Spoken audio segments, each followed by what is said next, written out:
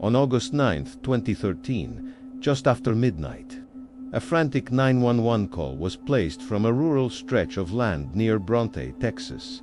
On the line was a young man named Brandon Lawson. His voice was rushed, confused, and afraid.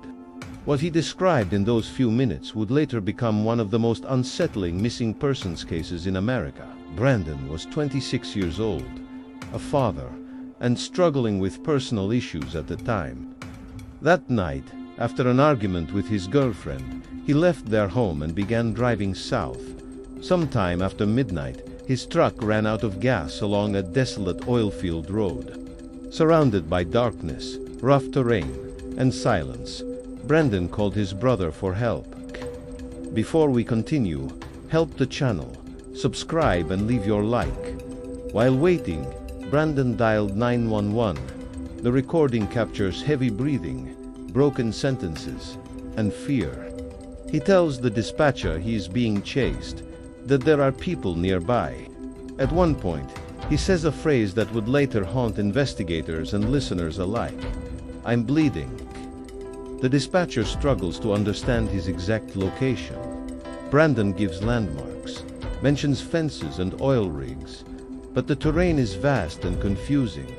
The call abruptly ends. When police arrive at the area minutes later, Brandon is nowhere to be found. His truck is discovered abandoned. The doors are unlocked. His phone is gone. There are no clear signs of a struggle. No blood, no footprints that clearly explain where he went. Search teams are deployed immediately. Dogs, helicopters, volunteers, and law enforcement comb the land. The area is dangerous, filled with ravines, thick brush, and abandoned wells. Despite extensive searches over days and weeks, no trace of Brandon is found. The 911 call is released to the public. Online communities dissect every word. Some believe Brandon was hallucinating, possibly influenced by drugs or exhaustion. Others insist his fear sounds real, that someone truly was there. Over the years, the case becomes one of the most discussed disappearances online. Podcasts, documentaries, and forums analyze the audio repeatedly. Listeners argue over what Brandon really said. Was he running from people, from police, or from something that only existed in his mind? Time passes. Years go by with no answers. Brandon's family refuses to give up. They organize private searches, raise awareness, and push for renewed investigations. Still, the land keeps its secrets.